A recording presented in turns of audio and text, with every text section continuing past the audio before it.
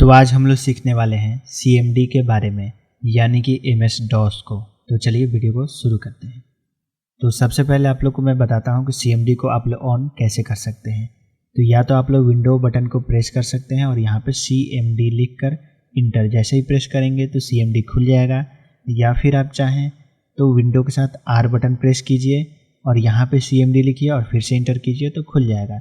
अगर विंडो के साथ R बटन प्रेस कर रहे हैं तो आप लोग MS-DOS जब लिखेंगे तो नहीं खुल सकता है, तो इसलिए आप लोग CMD ही लिखिए। तो चलिए CMD ऑन हो चुका है। MS-DOS का फुल फॉर्म है माइक्रोसॉफ्ट डिस्क ऑपरेटिंग सिस्टम है, यानी कि ये जो है USA बेस्ड है, यानी कि आप लोग जानते हैं माइक्रोसॉफ्ट का ही ये बनाया गया है सॉफ्टवेयर है।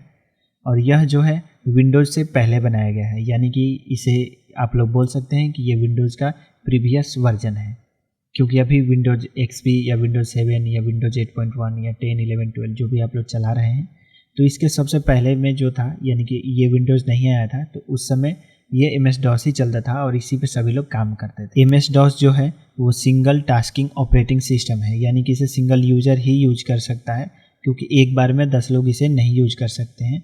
लेकिन विंडोज़ जो है उसे हम लोग उसमें चाहें तो यूज़र अलग अलग बना सकते हैं, जो कि आप लोग बनाए भी होंगे। और MS-DOS को ही हम लोग CMD बोलते हैं, यानी कि कमांड प्रॉम्प्ट, या कमांड भी बहुत लोग इसे बोलते हैं। और आप लोग ये भी चीज़ ध्यान रखें कि MS-DOS के अंदर कोई भी चित्र से रिलेटेड कोई भी काम नहीं होता है, सिर्फ हम लोग कमांड देते हैं, यानी टेक्स्ट जो भी दिखाई दे रहा है बस इसी से हम लोग काम करते हैं। और इसी टाइप का ये स्क्रीन रहता है। चाहें तो इनका कलर भी हम लोग चेंज कर सकते हैं, वो आगे आने वाले वीडियोज़ में आप लोग को मैं बताऊँगा, तब तक के लिए आप ये सीखिए। तो सबसे पहले जो कमांड है उसका नाम है कॉपीकॉन। कॉपीकॉन क्या होता है, यानी कोई भी एक आप लोग जब फाइल बनाते हैं, यानी कि नोटपैड आप लोग पढ़े होंगे, तो उसमें एक आप लोग फाइल बनाते हैं तो फाइल का एक नाम रखते हैं। जो भी फाइल जब सेव करते हैं तो उसका नाम रखते हैं। तो वही चीज़ पहले यहाँ पे पहले ही हम लोग को नाम सेव कर लेना होगा, तब उसके अंदर कोई भी चीज़ लिख सकते हैं।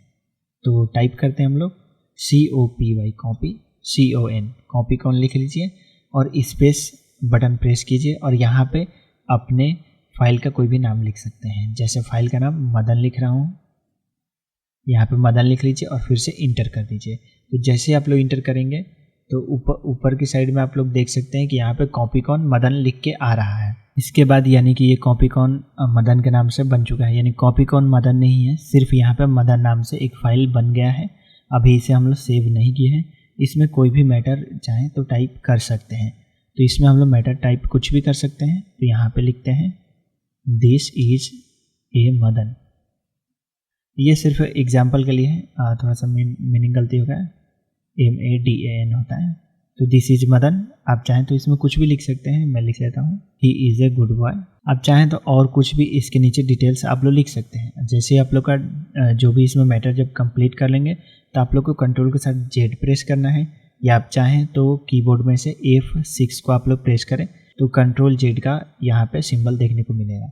और यहाँ पे जैसे आप लोग इंटर प्रेस करेंगे तो ये फाइल सेव हो चुका है और यहाँ पे लिख दिया है 1 फाइल्स कॉपी, यानी कि ये जो फाइल है कॉपी हो गया। कॉपी मतलब सेव ही हो गया है इसके अंदर, C कमांड के अंदर मदर नाम से सेव हो चुका है। अगर इस चीज़ को हम लोग फिर से देखना चाहें कि मदर नाम से सेव हुआ है या नहीं, या किसी अगले दिन आके जब चेक करेंगे तो कैसे कर सकते हैं, तो उसके लिए भी एक कमांड है। उसका कमांड है TYPE टाइप, और उसके बाद जो भी आपका फाइल जो भी सेव किया है उसका नाम MADAN, और मीनिंग एकदम सेम लिखेंगे। स्पेलिंग में अगर कोई भी गलती होगा तो ये नहीं खुल सकता है। जैसे इंटर करेंगे तो आप लोग देख सकते हैं। अगर इसे फिर से खोलते हैं और यहाँ पे मीनिंग थोड़ा सा गलत लिखते हैं,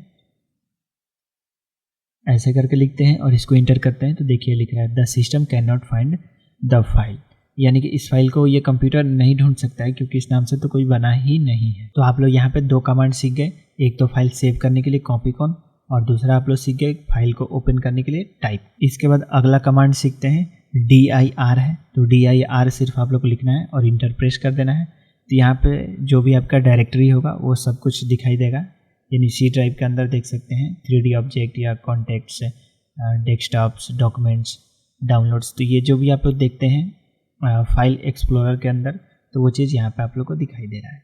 तो ये DIR से चेक कर सकते हैं आप लोग डायरेक्टरीज। इसके बाद इतने ज़्यादा जो भी चीज़ हम लोग लिख रहे हैं तो इस चीज़ को क्लियर भी कर सकते हैं। ये डिलीट नहीं होगा, सिर्फ ये क्लियर हो जाएगा, स्क्रीन को सिर्फ क्लियर किया जाएगा। तो उसके लिए है CLS करके एक प्रॉम्प्ट बनाया गया है, CLS लिखिएगा, इंटर जैसे प्रेस करेंगे तो सब कुछ क्लियर होगा। आप चाहें तो फिर से जो मदर नाम से बना है उसको चेक कर सकते हैं, तो TYPE टाइप करके स्पेस डाल के MADAN लिखिए, जैसे इंटर डालेंगे तो वो चीज़ खुल जाएगा। और चाहें तो फिर से अगर स्क्रीन को क्लियर करना है तो CLS, ये कहीं भी काम कर सकता है, जितना भी स्क्रीन आपका भर चुका है तो उसे क्लियर कर दीजिए CLS करके। इसके बाद अगला जो कमांड है वो डिलीट है, यानी DEL है। जैसे कि मदर नाम से जो भी चीज़ बनाए हैं उनको हम लोग डिलीट भी कर सकते हैं DEL से, लेकिन डिलीट से पहले हम लोग उसको रीनेम के लिए सीख लेते हैं कि रीनेम कैसे कर सकते हैं। तो रीनेम के लिए क्या है प्रॉम्प्ट, तो REN लिखना है और उसके बाद स्पेस बटन डालना है, और जो आपका फाइल होगा उसको, तो फाइल है हम लोग का मदन, तो मदन को यहाँ पे सेलेक्ट करते हैं, मतलब लिखते हैं और इसके बाद स्पेस डालते हैं। इसका क्या नाम चेंज कर देना चाहते हैं, तो मदन का ही नाम मोहन लिख देते हैं, मोहन लिखते हैं। और जैसे हम लोग इंटर प्रेस करेंगे तो यहाँ पे कोई भी आपको नोटिफिकेशन या कुछ आगे लिख के नहीं आएगा कि ये कंप्लीट हो गया कि नहीं, लेकिन ये कंप्लीट हो चुका है। अगर ये कंप्लीट नहीं होता है तो वहाँ पे लिख देगा कि ये कंप्लीटेड नहीं हुआ। तो चलिए मान के चलते कंप्लीट हो गया। तो अब एक बार चेक करते हैं मदन के लिए, तो TYPE टाइप करके मदन लिखते हैं। तो अब मदन का तो नाम हम लोग मोहन चेंज कर दिए, तो शायद ये नहीं खुल सकता है। तो चेक करते हैं खुलेगा या नहीं। तो देख सकते हैं ये बोल रहा है कि ये सिस्टम इसको फाइंड नहीं कर सकता है क्योंकि इस नाम से कोई भी नहीं है, क्योंकि मदन का ही नाम हम लोग क्या बना दिए हैं, मोहन, रीनेम करके। तो फिर से एक टाइप करके एक बार चेक कर लेते हैं, मोहन MOHAN, और जैसे इंटर करेंगे तो आप लोग को सामने दिखाई देगा कि दिस इज मदन, यानी कि जो मदन का ही फाइल बनाया था वो मोहन के नाम से बन चुका है।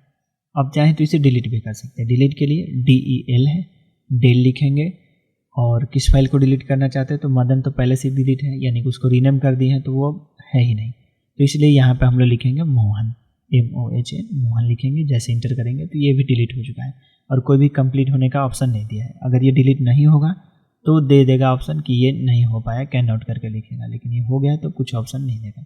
अब एक बार क्लियर कर देते हैं स्क्रीन को, तो CLS कर देते हैं। क्लियर करने से स्क्रीन सिर्फ स्क्रीन ही मिटता है, ठीक है, ये चीज़ याद रखेंगे, ये नहीं कि फाइल डिलीट होगा। डिलीट करने के लिए डेल ही ऑप्शन है। अब यहाँ से टाइप करते हैं मोहन या मदन, कुछ भी कर सकते हैं। तो पहले मदन करते हैं, तो देख सकते हैं मदन को नहीं फाइंड कर रहा है। अब मोहन को भी नहीं करेगा क्योंकि मोहन हम लोग डिलीट कर दिए हैं। तो इस टाइप से हम लोग MS-DOS को सीख सकते हैं, ये बहुत आसान है। और इसमें एक और ऑप्शन है जो एग्जिट का है, EXIT, तो एग्जिट जैसे डालेंगे इंटर करेंगे तो ये बंद हो जाएगा। और चाहें तो अल्ट के साथ F4 भी प्रेस करेंगे तो कोई भी एप्लीकेशन हो वो बंद हो जाते हैं। एक टैली ही एप्लीकेशन है जिसे एस्केप से बंद करना पड़ता है, तो ज़्यादातर जो भी सॉफ्टवेयर होते हैं कंप्यूटर के अंदर अल्ट के साथ F4 जब प्रेस करेंगे तो वो ऑटोमेटिक बंद होने लगते हैं, बैक साइड में जाने लगता है। तो यहाँ एग्जिट करते हैं और जैसे इंटर डालेंगे तो ये बंद हो चुका है। तो अगर आप लोग को यह वीडियो अच्छा लगा है तो इस वीडियो को लाइक कर दीजिए और हमारे चैनल को सब्सक्राइब कर दीजिए।